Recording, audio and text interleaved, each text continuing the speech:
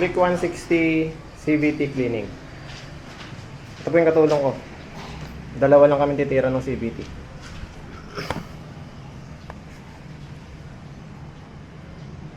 Yan, una po natin tanggalin ito.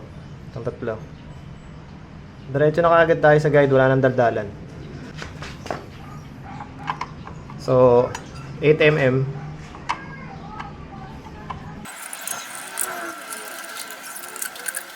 Ang tornilyo.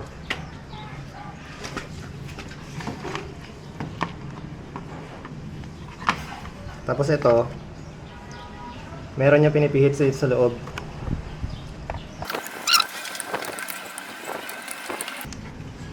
Ayan o.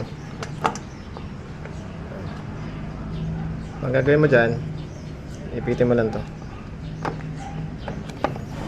Slice natin para sa madali.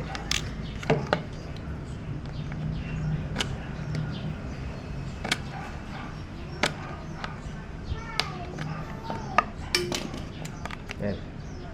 So ganyan yung tsura nya. Butas dito, dito yung papasok. So ito yung clip. Tapos itong wire na to, dito yung dumaan. So papasok yun dyan yung wire pagbalik mamaya. So dito ko rin tinanggal yan yung wire. Ito yan. Tapos next, ito na, CVT cover. Sa pagbukas nito, lahat na nakapalibot na tornilyo, 8 yan, 8mm. So tanggalin natin lahat yan. Tapos yun yung pinakamahirap, ito. Kasi nasa loob. Yan o. Sabit. So kailangan natin ng L-wrench dyan. Ito. Yan ang kailangan dyan. 8mm. So tanggalin ko muna.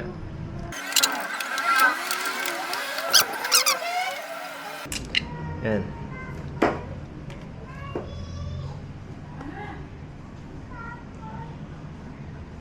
Tapos, ito naman lahat. Lahat yan, sa 8 lang gamitin.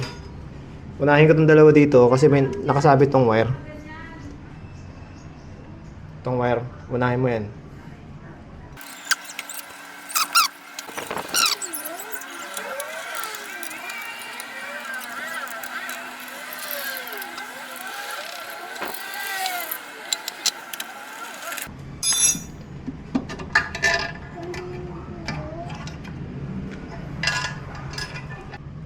So ngayon bukas na yung CVT, tanggal na yung CVT cover. Ito ang una mong tatanggalin. So yung size nito 22-19. So ito yung tool na gagamitin mo para matanggal yan. Y tool.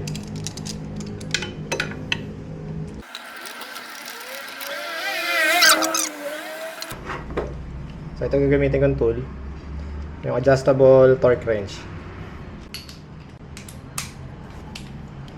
So ito na 22mm. Tatanggalin na natin.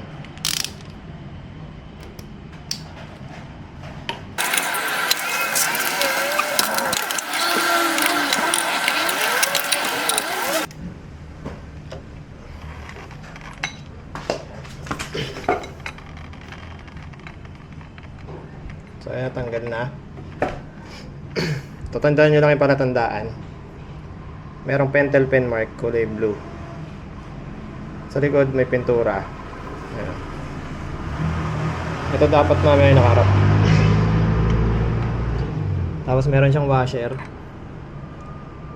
Ayan. Nakaharap dito, yung naka-side dito. Itong medyo mas flat. Ayan. Saka meron naman markings yan, pentel. Para hindi kayo mawala pag ibabalik nyo.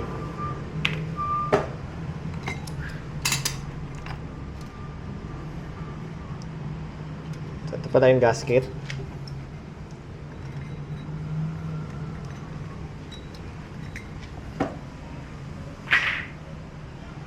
Tapos kung mapansin nyo, merong ganyan yung guide. Ito. Importante yan guys. Yan. Dalawa yan.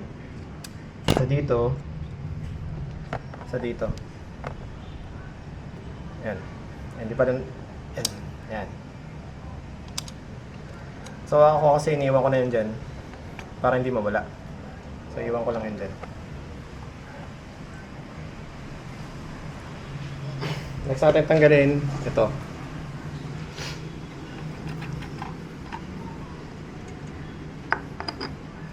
Ayan, drive face.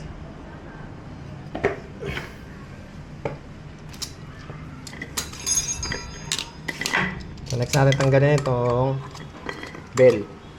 Yung bell nut.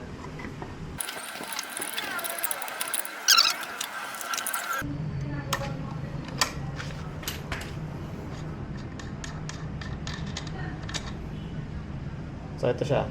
Papansin nyo ulit, merong pentel pen yan. Yan yung pala tandaan nyo pag ibabalik nyo. Ito kasing kabilang side, walang pentel. So yan, may pentel. So meron din washer. Ito may pentel yan, oh. Tapos, itong kabilang side, medyo mas flat yan kesa dito. So pag binalik mo, parating yung nakadikit dyan yung flat. So ito yung bell. Ayan. Ay, madumi yung loob. Ayan.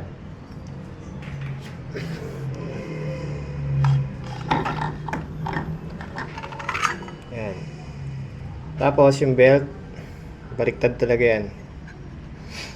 Kahit sa groups ganyan, nakabaliktad. Hindi siya yung nakaharap yung lettering ng Honda.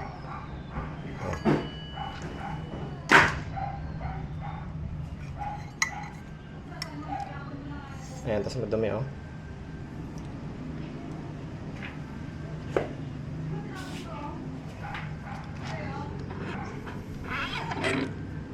Ayan. Tapos ito yung bushing. Tatanggal yan, bushing. Tapos ito yung backplate. Ayan. Ito yung slider piece. Tanggalin natin yan pag nilinis mamaya. Ito yung mga bola. Tuturo ko sa inyo mamaya kung paano ibalik yan. Ayan. Kasi si Click 160 ganito yung bola. Sabi nila katulad yata ni Click 125. Ewan ko lang kung hindi ko pa nakita yung bola ng Click 125. Pero ganyan ang bola yan, 19 grams. Tapos merong wall. So ito yung sa backplate, yung drive face. So yan yung parts niya. Ito yung mga tornilyo ng CVT cover. So ito yung bushing. Mamaya tuturo ko rin sa inyo kung paano ikabit yan. So sa ngayon, tanggalin ko muna to. Itong sa clutch. So ito yung clutch assembly. Yan, tatanggalin ko tong nut dito. So pansin nyo, meron ulit pentel pen yan. Pentel pen marking. So yan yung nasa harap ulit. Harap ulit mamaya. So sa pagtanggal ito, gamitin kong tool 39mm. Ganyan. Ay, sorry. Baliktad. Yan. 39mm.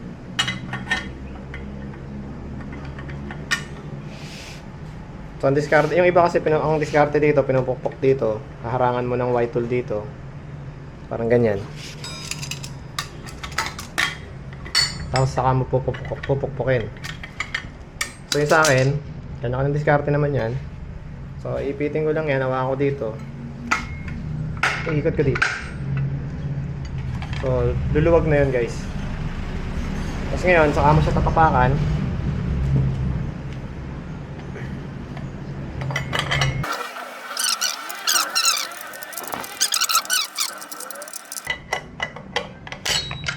Ayan o. Kita nyo yan? Ganun kalakas ang center spring. Tinatapa ako ng medyo maigi yun, pero tumalsik. So, ayan. So, mapapansin yung tornilyo to, may pentel dito. Ito yung pinaka-flat. Tapos yung isa maumbok tong side na to. Ayan. Ito yung clutch. Clutch shoe. So, tatanggalin din natin yan. Ayan. So, mamaya lilihain nyo to bago nyo ibalik.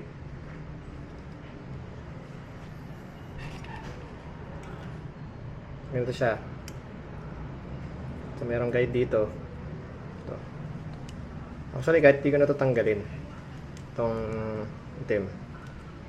Kasi pupanasan ko lang naman ito mamaya. Tapos ito, hinihila lang to. Iikot mo muna, pahila. Habang iniikot mo, pahila siya.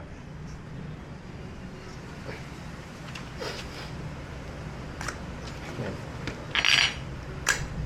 Yan. Tapos ito, ginagrasahan yan. Ano? Ang grasa. Itim.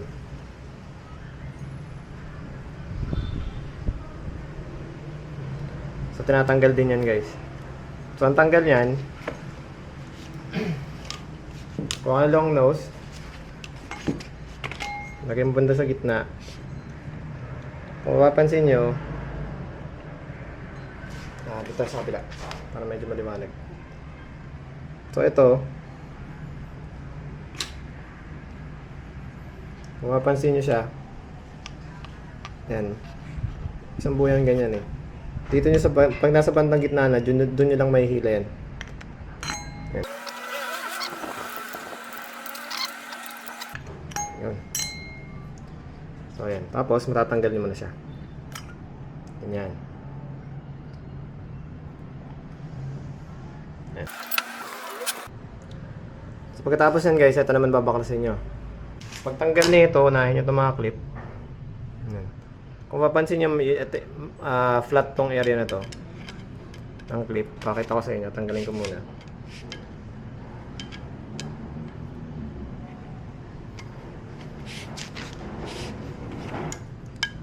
So, ganyan pagtanggal nito. Sisikwatin nyo lang pag ganyan.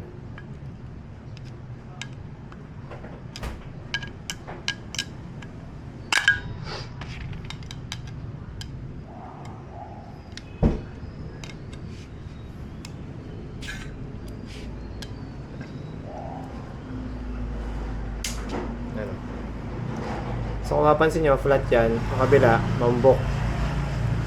So laging yung flat nyo nakaharap sa inyo naman dito. Sa clip.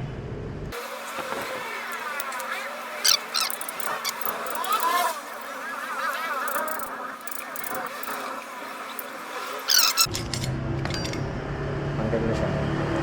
So ito, ganito. Ito yung flat na area. May tanda rin. Pentel pen. Ito yung nandyan. Pag ganyan.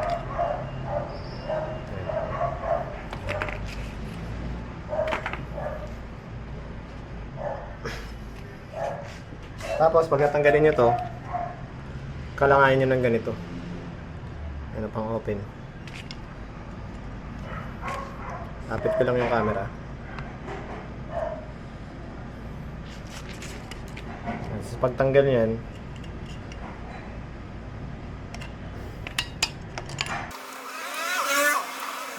ayan, tapos, titingnan nyo yung play nito.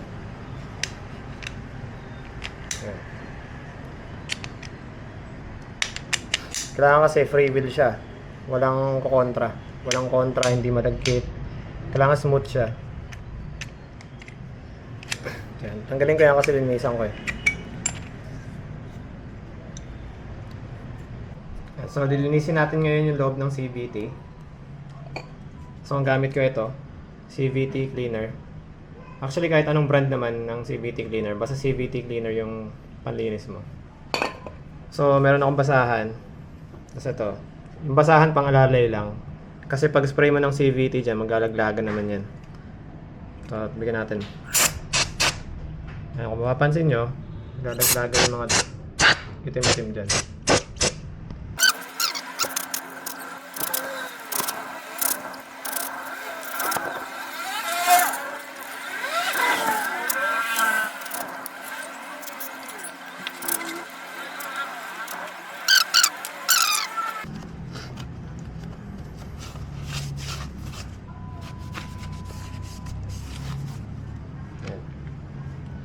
So, ganun lang guys sa part na to. So, dito naman sa bell, CVT rin ginagamit ko rito.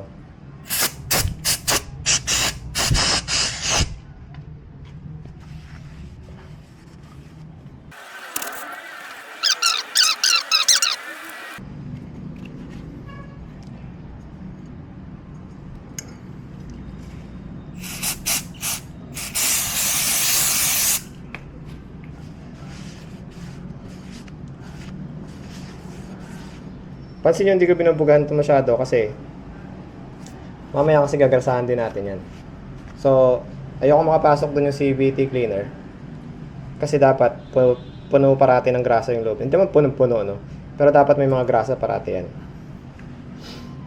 Kasi sa looban yan, kung makikita nyo, ayoko kung makita nyo dyan sa video. Sa loob kasi yan, puro grasa yan. Yan, sa loob niyan.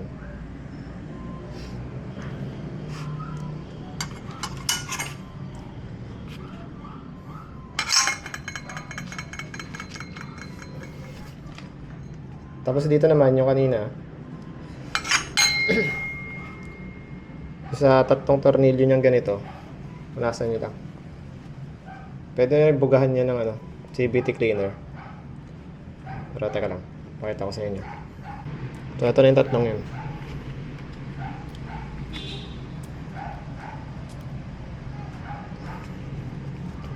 So pwede dito bugahan niyo rin ng CVT cleaner.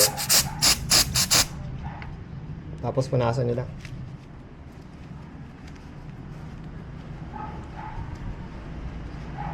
Yung substitute pala sa CVT cleaner, pwede rin gasolina.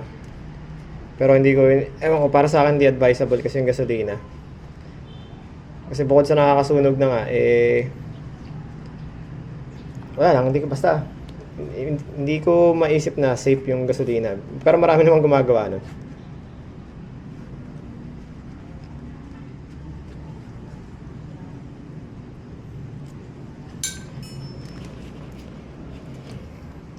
Tapos guys, itong CVT cleaner sa ibang mga tao, depende sa katawan nyo, baka allergic kayo. Ako kasi hindi naman. Medyo makati lang yan minsan. Pero sa akin kasi hindi naman. Pero may ibang tao na allergic dito.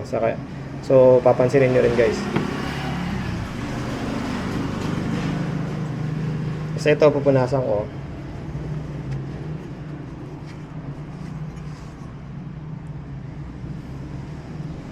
Pati loob.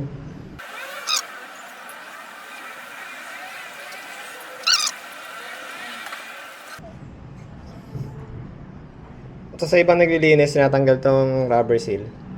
Yung parang O-ring. Yung dalawa yan. Ito, saka to. Sa baba. So, sila tinatanggal nila yan. Sa akin, hindi ko muna tanggalin kasi unang bukas ko pa lang naman to, kaya hindi ko siya muna babaklasin. Pero bubugahan ko na CVT to para maging malinis. Kagandahan kasi dito sa CVT cleaner, pati yung grasa tanggal.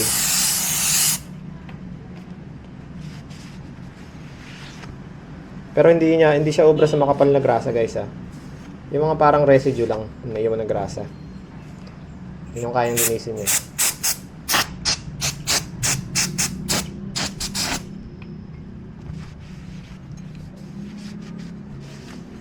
So yung presyo pala nito, isang ganito, yung nabili kong ito mismong brand na to, 250 sa motor shop.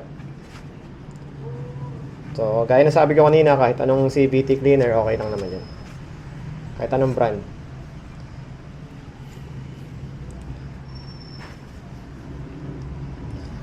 So ito guys, dapat mapapansin nyo may mga marka ng kamayan, mga residue ng grasa. Kailangan walang ganyan guys pag binalik nyo.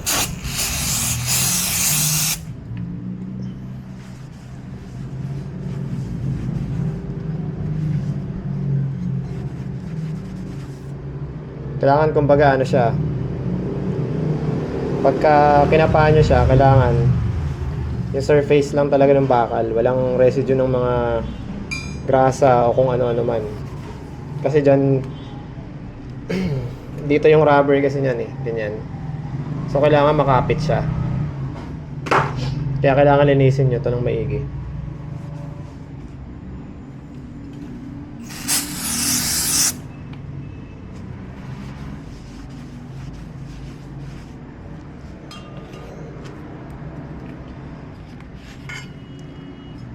Ganun din dito sa isa.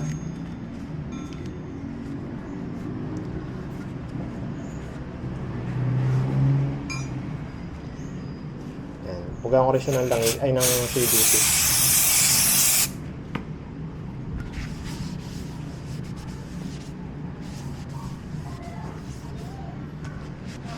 Ito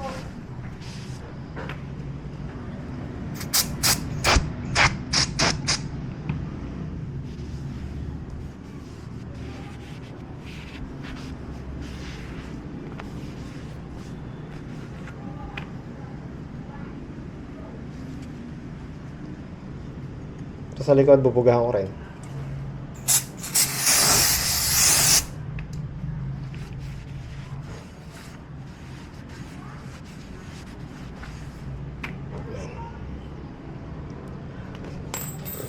So, ganun lang guys sa clutch assembly. Tapos punta tayo dun sa sa pulley ng drive face.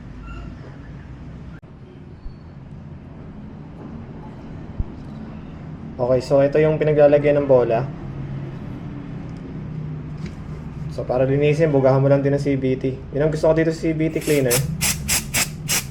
Madali lang sa gamitin. Mabilis siya pang linis. Ang hinahabol mo lang dito sa CVT cleaner, mabilis siyang matuyo.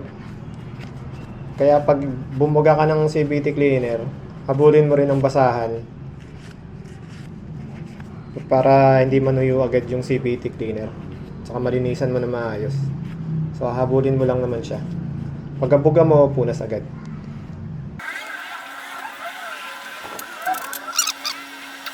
Hindi ko siya binabrush guys kasi pag brush ginamit mo.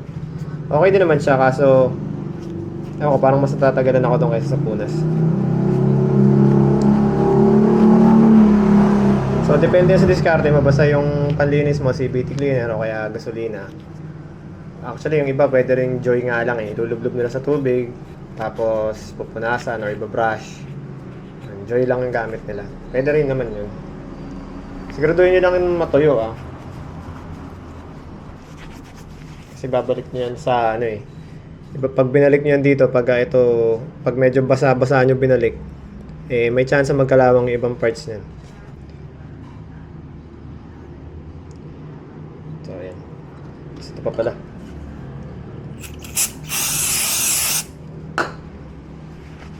So, ito rin, importanteng wala tong mga residue ng grasa o kung ano-ano.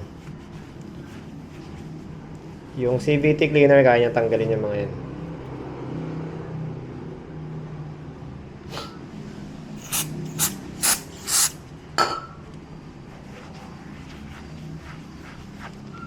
Ayan. Tapos, ganun din dito.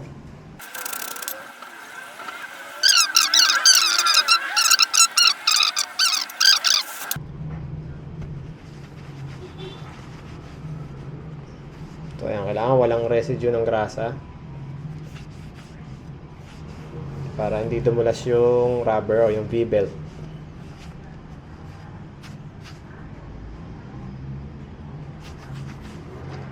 Ayan. Tapos ito yung back plate. Ito yung slider piece, masikip pa. Ayan. So, okay pa yan. Pero linisin natin.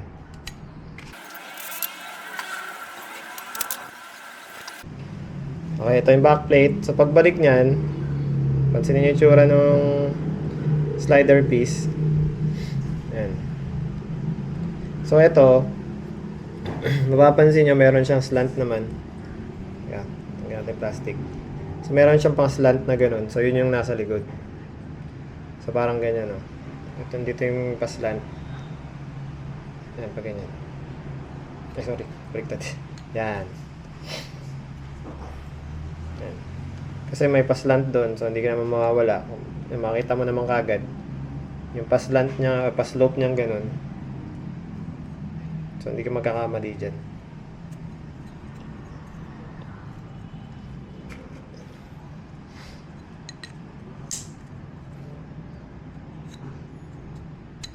Hindi ko gusto yung tunog. Lipat natin. Kailangan masikip kasi siya So, kailangan masikip tong slider piece mo. Pag ito maluwag na, palitin na yun. Pagka kunyari, nila mong ganyan lang, tatanggal na, palitin na yun guys. Tapos ngayon, yung sa pagbalik ng bola, pag ipapalik nyo na yung bola, so ito yung bola, di ba? Meron siyang wall. Ang pag binalik mo yan kasi dun sa, dito sa sigunyan, pag ganyan yung balik niyan eh. So dapat yung mga wall nandiri pa clockwise pa ganun. So kung ito yung wall pa ganyan. So ganun siya sa lahat. Ito yung wall pa ganyan. Ayan.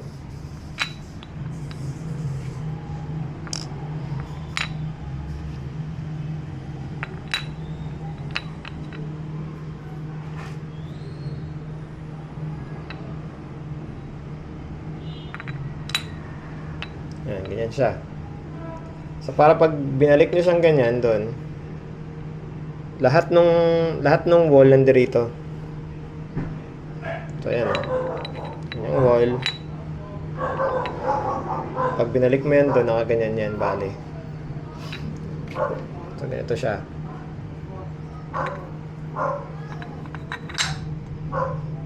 So ayan. So kumbaga kung kunyari ito yung rollers mo, ay yung fly ball o yung bola.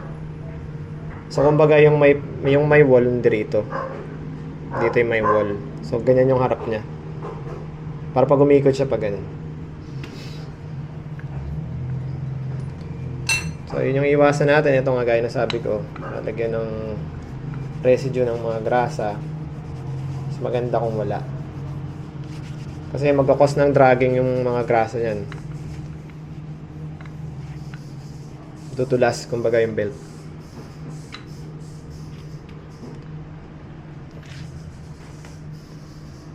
So ito pwede mo tanggalin yung rubber. Pero depende sa'yo. Kasi yung sa akin medyo bago-bago pa to eh. Kaya hindi ko muna tatanggalin yan. Pero dapat tinatanggal yan pag naglinis. Yung sa akin hindi ko muna tatanggalin. Ibugahan ko lang to.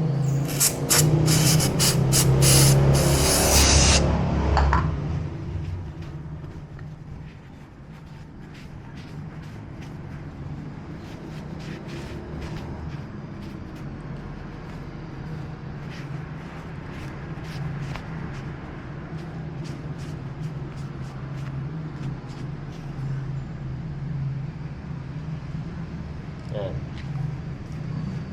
Tapos punta tayo dito sa dalawang sigunyal na ito. Itong ehe.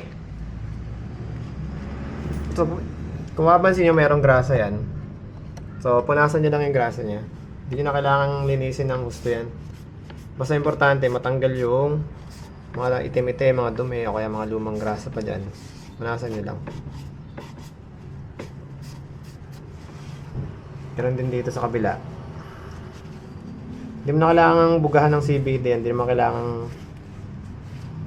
sobrang ano yan. Sobrang linis.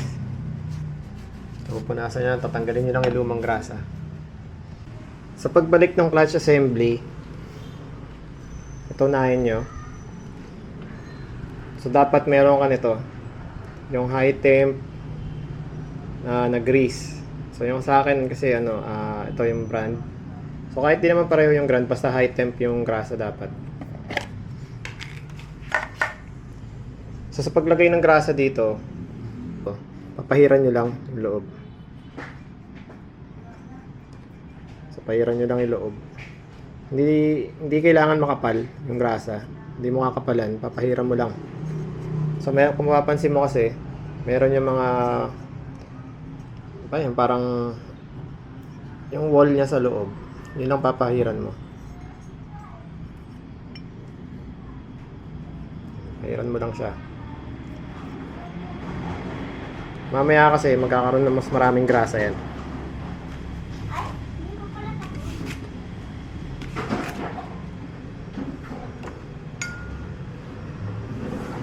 Yan, tapos papasok mo siya dito.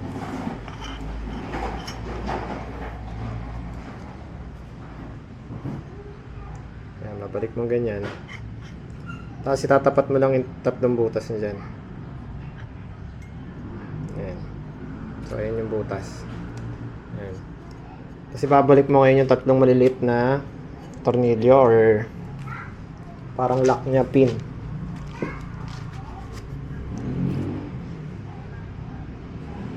Ayan. So pag nagkukumpuni kayo guys ng CVT, importanteng meron kayong parang sapin. Huwag nyo lalagay si semento dito. Huwag. Kasi may chance ang sumabit yung mga maliliit na bato o buhangin. So mas maganda sana kung malinis talaga, walang mga buhangin na sasama. So ibabalik nyo lang to dyan sa butas. Yung una. Kasi ganoon din sa ibang side.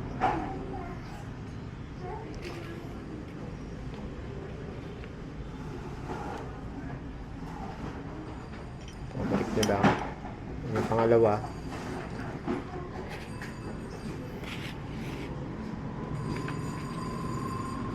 So ito yung pangatlo.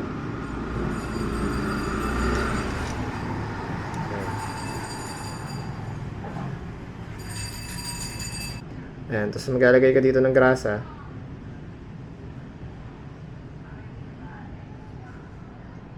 Ayan, ganyan dyan. Madami guys, madami yung lalagay nyo dyan grasa. Singit nyo lang dun sa butas. So singit nyo lang dun. Nagdag yung isa. Ayan. So, medyo makapal yan guys. So kaya ako hindi nilagyan kanina yung loob eh. Kasi itong nandirito, kakalat din yan sa loob. So yung isa nadaglag.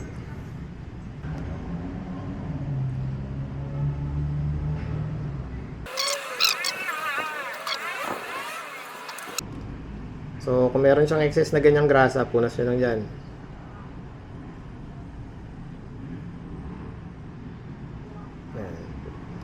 Walang kaso kung kumalat dito sa gilid. Walang kaso yan. Kasi mamaya may cover yan.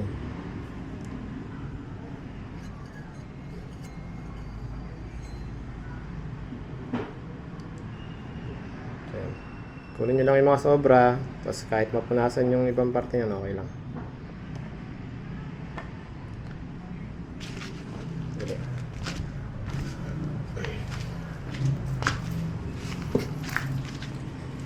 Yan. So kunin nyo lang yung pinakailalim dito. Kunyari kung may sobra dito sa pinakailalim, kunin nyo lang. Yan.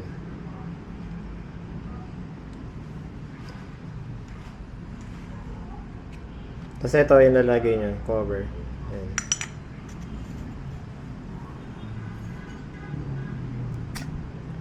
Balik nyo siyang ganyan.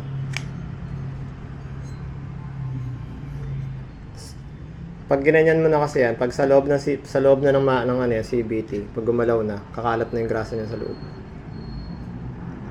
Ayan. So ganun lang siya guys.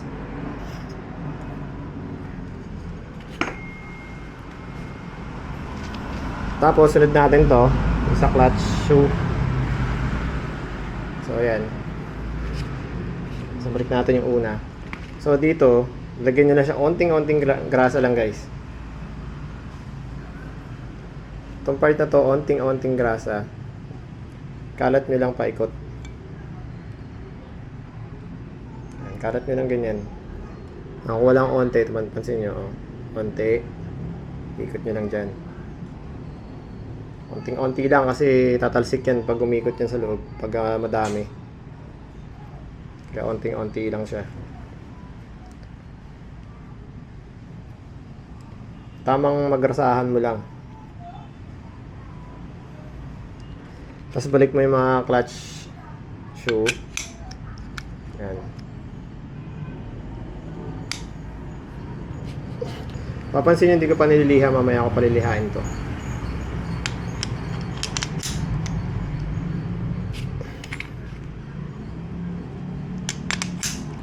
So ganyan siya. So dapat guys, ang play niyan maganda. Walang, kumbaga pag pinakiramdaman mo, walang sabit. Yan. Dapat ganyan. Maganda yung play.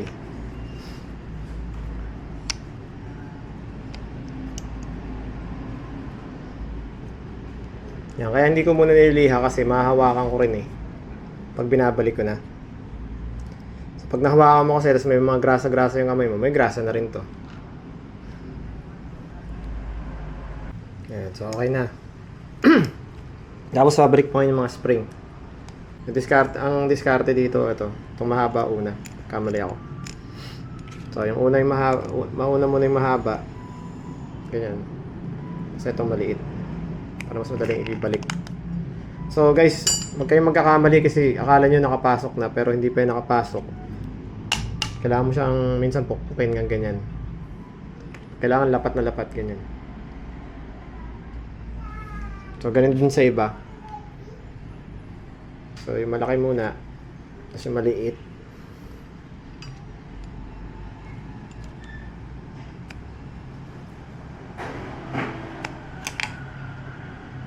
So, yan. Kagaya niyan, lumapat naman siya na maayos.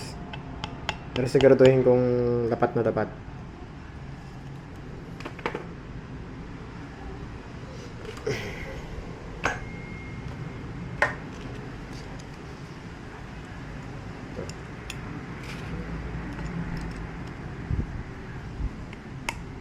Yan, gaya niyan, hindi naman lumapat. So, medyo pupukpukin ko para lumapat. Yan, ganyan siya. Tapos, sa kanya babalik yung plate.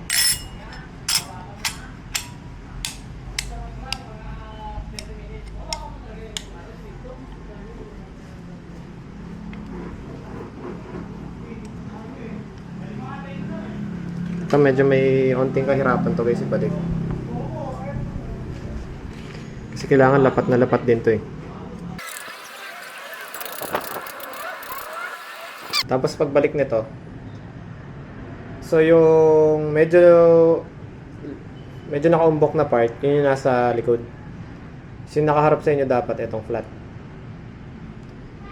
So ito yung flat. Tapos pag ibabalik nyo, ganyan.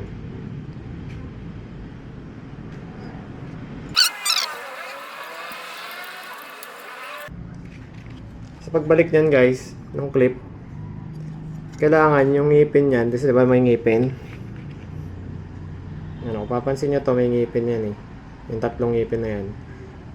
Kailangan nakapasok yan doon sa loob. Kumbaga dito, yan. Ganyan yung tsura niyan. Kailangan nakapasok to. Yung mga ngipin yan, tatlong ngipin niya, nakapasok dito sa loob na bilog na to.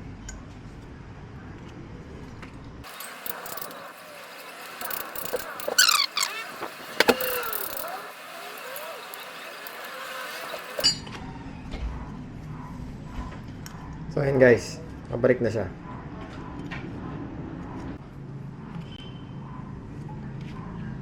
So ngayon na ibalik nyo na siya. Ito naman ang bubuhin mo sa sunod. Ito, ganyan. So ito yung may ano matawag dito. So basta ito may plastic part. Parang support niya to. So ganyan ang itsura niyan. Tapos saka niya ipupush to pababa. Pababa dun. So gagamitan mo ng paa yan guys. So diskartehan natin.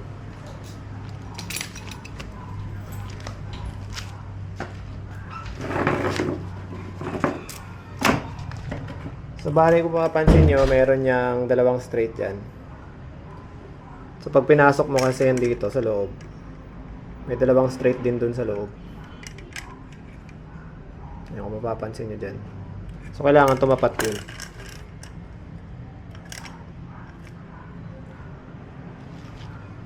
So dito ginagamitan namin ng paa. Kahit yung mga napanood kong YouTube, ginagamitan nila ng paa. So depende sa diskarte nyo. Basta dito sa nut, yung may pentel pen or yung flat, yun yung nakaharap sa'yo pag binalik mo.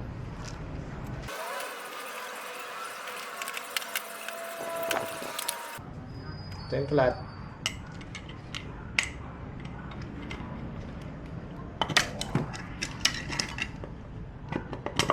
Medyo may kahirapan talaga yun guys. Huwag nyo bibitawan kasi tatalsik yan sa mukha nyo.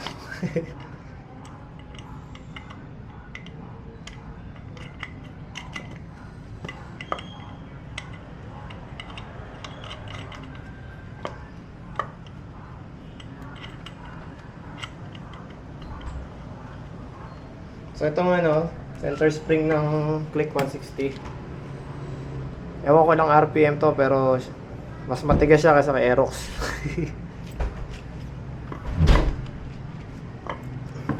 So ngayon, pag inigpitan nyo, gamitin nyo ulit to.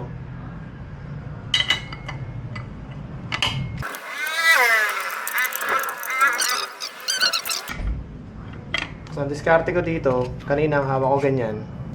Ngayon naman, hihigpitan mo na. Dito naman sa kabila. Pukpok mo lang. Para humigpit. Ano yan? So, ganyan siya guys.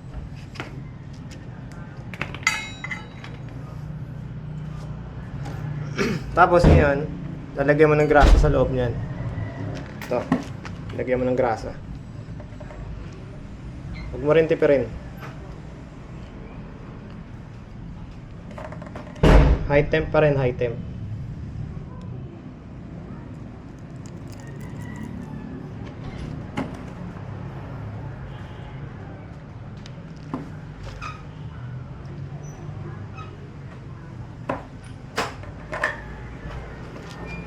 So, ayan.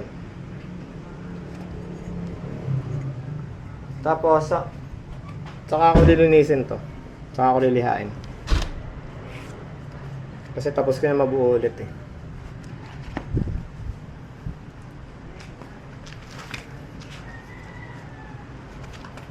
So, sa pagliha nito, gagamitin nyo yung wag 1,000 grit. Dapat yung mababang grit lang. Ito 180 oh. P180 grit. So pag niliha mo yan, tanggalin mo lang yung itim. Huwag mong totodo. Saka lang, smooth lang pag niliha mo.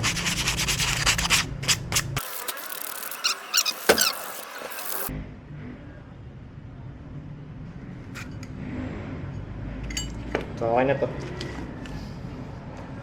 Tapos ngayon, ikakabit na natin silang lahat. So dito sa dalawang ehe, ang lalagyan mo ng grasa, itong part na to. Yung tama lang, huwag masyado madami, hindi rin onte.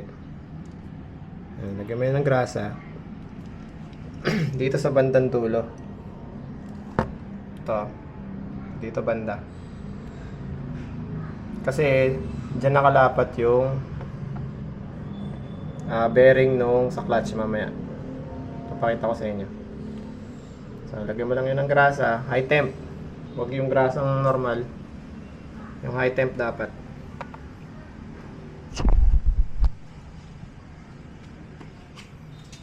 So, dito sa clutch, bale itong lalapat dyan.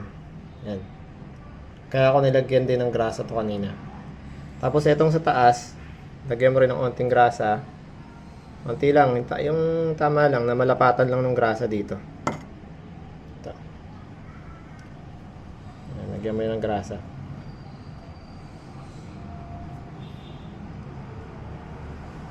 Kasi yan yung, itong side na to, yun ang lalapat dito. Sa taas. Huwag masyadong wag mo naman damihan. Basta malapatan lang ng grasa. Ayusin ko lang.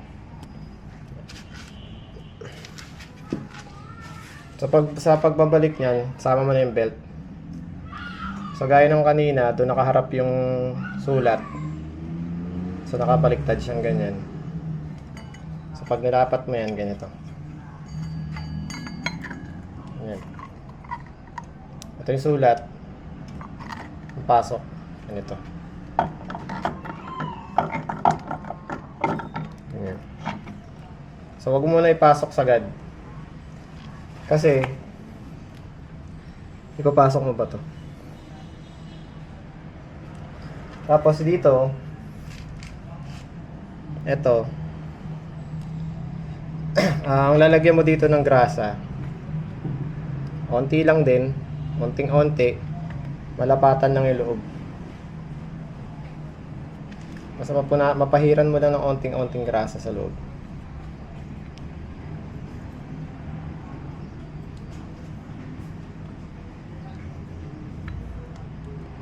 Ayan. Huwag mong dadamihan kasi pagka dinamihan mo yung grasa, may chance ang pumunta rito sa drive face. O, ganyan. Punasan ko lang ulit kasi parang nagkaroon ng residue. Ayan. So, pag binalik mo yan, kasama itong bushing, unahin mo yung bushing, pasok mo dyan. Hindi, kahit magkabaliktad na yan, hindi naman, kahit naman magkamali yung side dyan. Pero hindi ka naman magkakamali, kumbaga. Kasi parehong tamang side naman yan kahit anong ilagay mo. Ayan, pasok mo siyang ganyan, balik mo dito.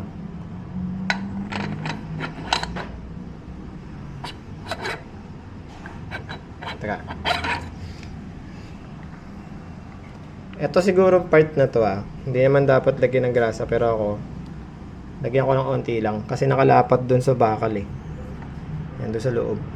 Nakalapat siya dito So lagyan ko lang ng onting-onti. Tamang pahid lang. Yan.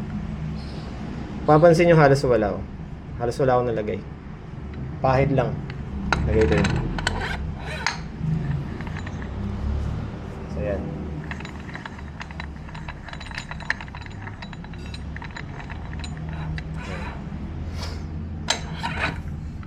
Tapos yung dito, sa loob niya, sa loob, lagyan ko siya ng onti. Huwag madami guys, onti lang. Tamang malapatan lang din yung loob. Ayan.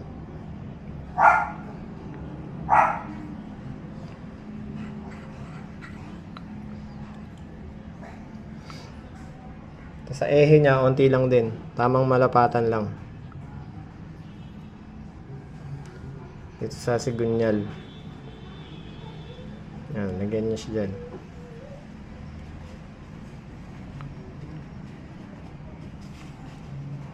So, pwede nyo na ibalik.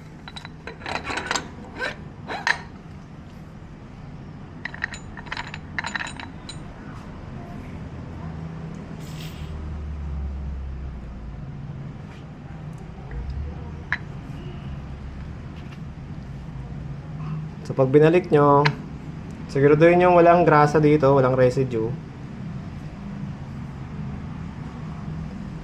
Itong belt. Ewan ko, may squeeze ko itong belt.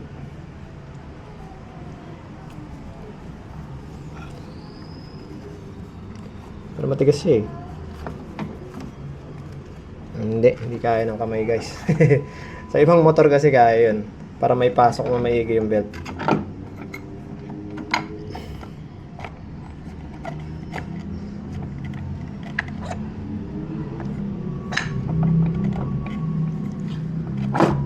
Yan. So, kailangan lapat siya guys Napansin niyo lapat. Sagad dapat. So, ganyan naman mangyayari yan. Yung belt, halos pantay nitong bushing. Tapos, labas yung ngipin. Dapat labas ngipin yan. Ganyan. Yan, sagad. Sagad sa bushing. Sagad lahat. Para pag nilagay mo itong drive face, pansin nyo may ngipin din dyan. Pag pinasok nyo yan dun, kakagat dun sa ngipin ngayon. Yan.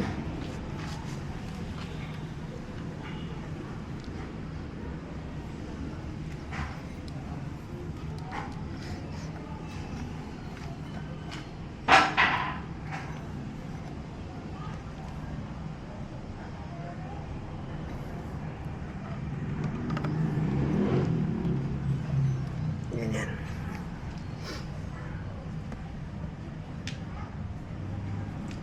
So, ganyan na magiging itsura niyan, guys.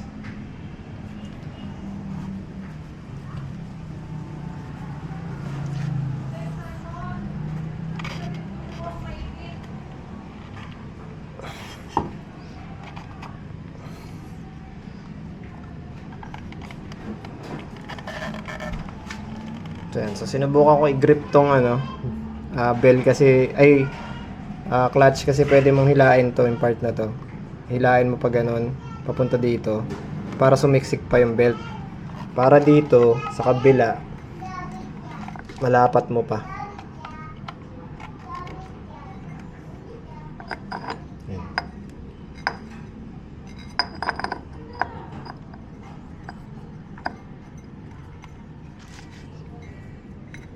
Kailangan lapat na lapat, guys. Yan, tapos pwede mo na ngayon balik yung bell. So, mapansin mo merong ngipin yan. Yan. Merong ngipin yan sa loob. Tapos ito, meron din ngipin. So, pag pinasok mo yan, kailangan maramdaman mo sasabit. Yung iikot na rin siya o pati gulong. Kasi ilalapat mo yung ngipin dun dito sa loob ng ngipin. Yan, ganyan. Tapos dito sa bell, ito yung washer niya. Kung mapapansin nyo, ito yung makinta, ito yung mas lapat o yung straight or flat. Pero andito yung tanda kasi yan sa labas. Nabura na eh.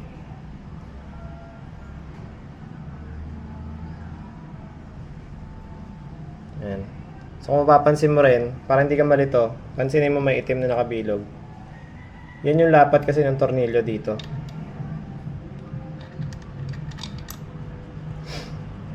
Kaya hindi ka magkakamali dyan. Kailangan yung medyo umbok na side.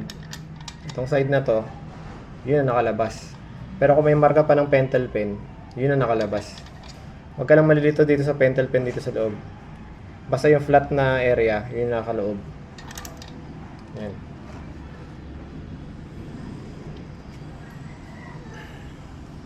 Tapos dito din, meron kasi siyang pentel pa, oh. Kung mapapansin mo, meron pa siyang pentel dyan. Yan yung nandito sa labas dapat. Ganyan. Pero pag wala na siyang pentel pen, papansinin mo lang to, mas flat tong area na to. Ito medyo mas lobo.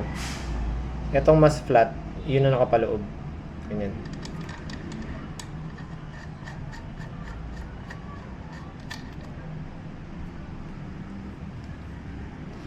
Tapos dito naman sa washer, so papansin mo, ito yung mas nakaumbok.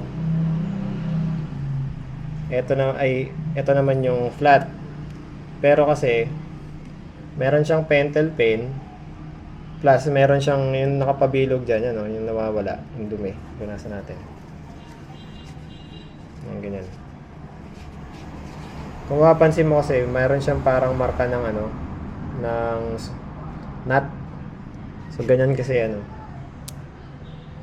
So yun ang nasa labas. Yan, mapapansin mo naman yung marka. May marka siya pabilog dito sa inner. So yan yung nasa labas.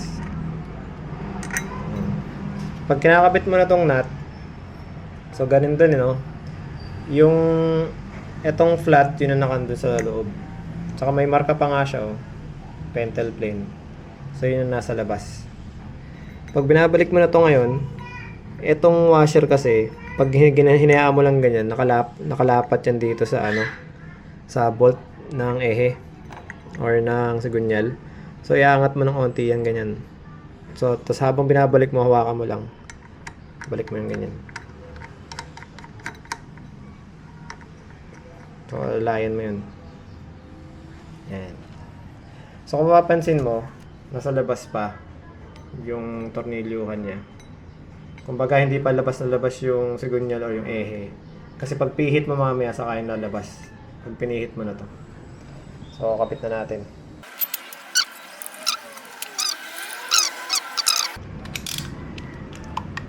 Tapos ito palang adjustable torque wrench ko. Meron siyang Newton. So makita mo dito kung ilang Newton meter yung kailangan. So yung Newton meter dito 36 pareho. So isinet ko na to ng 36. So naka 36 yan.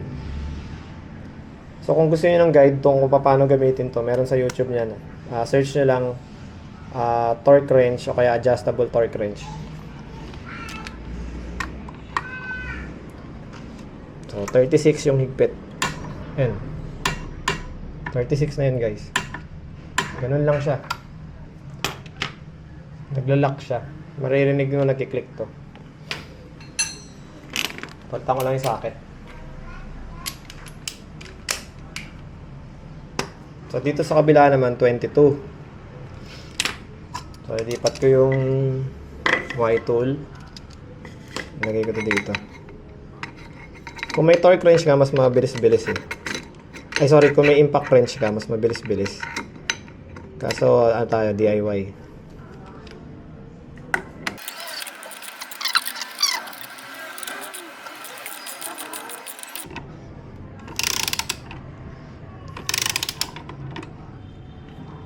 Yan. So, mapapansin nyo, magkiklik ulit to. Adjustable wrench. Yan. Ibig sabihin yan, meron ko ng 36 Newton meter na higpit. Tapos, kung mapapansin mo, yung bolt ng sigunyal nakalabas na. So, pag ganyan na yung bolt, nakalabas na tong screw ng ehe. Ito. So, yung dito sa loob niya, nakalapat na rin yan.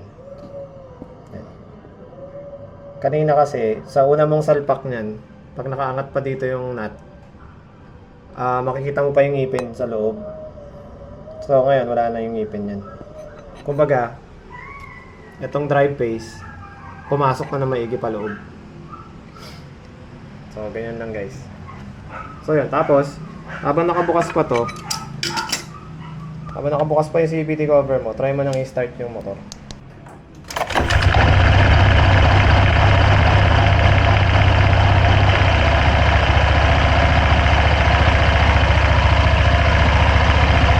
So, pagpag siya guys. Ganyan talaga si Click 160, pagpag. So, medyo may play. So, pagpag yan.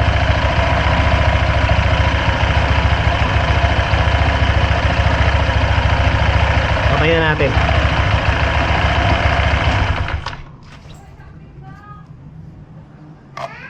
Ayan.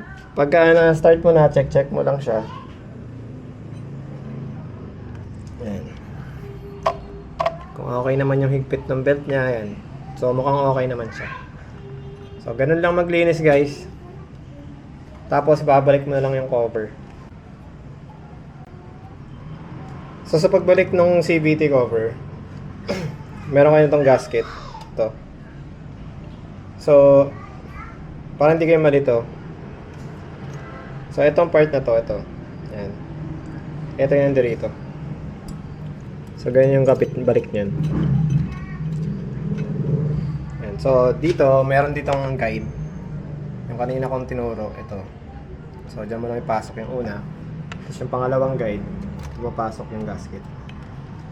Ayan. So, ganyan lang siya. Tapos, saka mo ilalagay yung cover. So, ito yung cover. Dito, lalagyan mo ng grasa. Itong area na to. Konti lang, ganyan. So, ganyan. Lagyan mo pa bilog. Tapos, lagyan mo rin sa loob. Yan. So, meron nyo sa loob. Saka mo siya ibalik. Ayan. So, minsan guys, may kahirapan tong ibalik. Kasi, eto, isushoot mo dito. Sa gitna niya ng orange. Or orange or red, kung ano pa nangin nyo dyan. Basta isushoot niya siya dito. So, tatansyahin yan habang nakatalikod. Ganyan.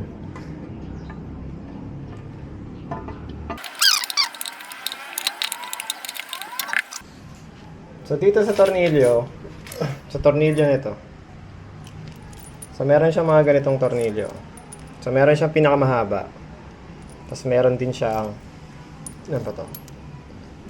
Dalawang mahaba. Huwag lang kayo malilito dyan kasi, for example, itong mahaba. Pag pinasok natin dito, sobrang haba niya, tignan, no? So, ganyan siya. Mali yun. So, hanapin nyo lang siya kung nasan to papasok. So, papakita ko sa inyo.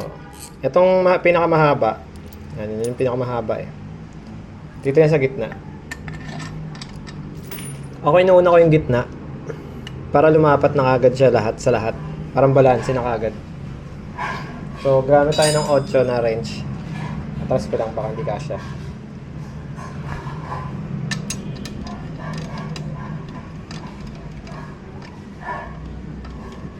Ayan.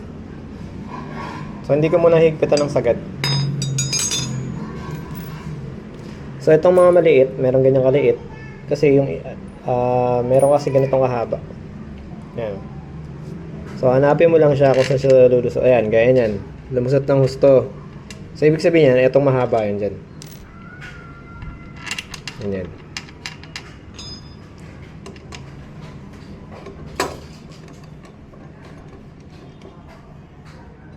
Ayan, di ko muna masyadong hinigpitan din. Tamang lagay lang. Tapos, dito tayo sa baba.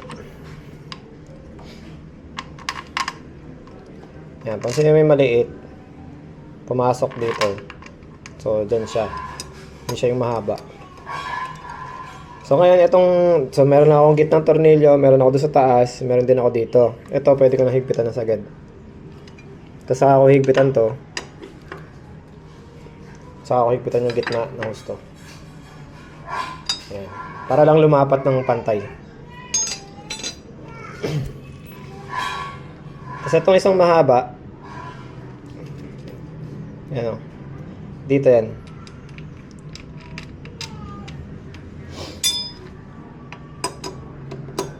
Basta yung pinakamahaba sa gitna.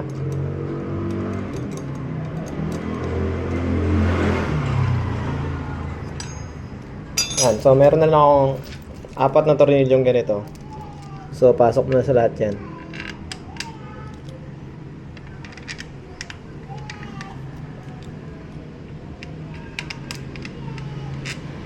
Ay. Wala.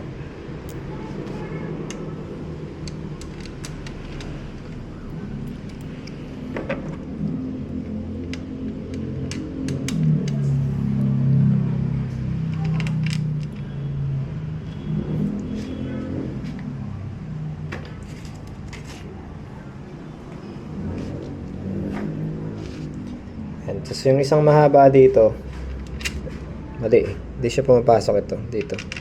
So, bali 3 pala to guys. 3. Yan o. 3 to. Basta yung pinakamahaba gitna.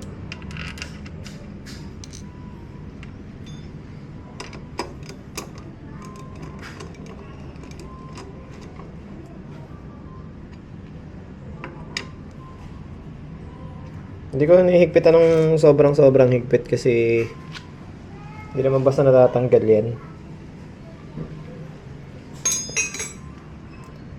Saan ba wala? Ito. Higpitan ko na rin ito. Tapos meron ka dun sa loob nung mahirap abutin na yan. So, kakamayin mo muna yan para pumasok.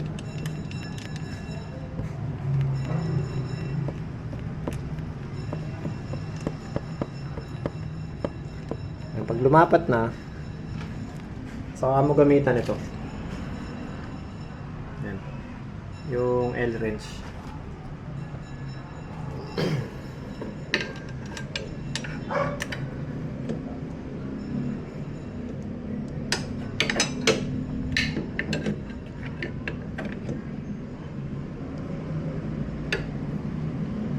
Medyo may kahirapan lang talaga tong parting to.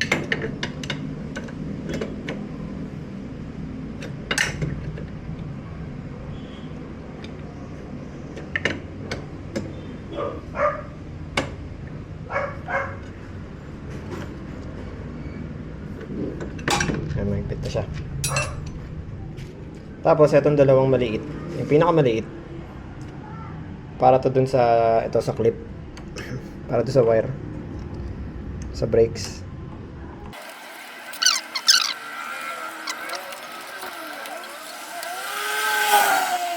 Okay, tapos, babalik na natin to. So, bago nyo ipasok to sa butas niya. Yan kasi yung papasok dyan. Pasok nyo na muna. Saka nyo na ikabit yung wire.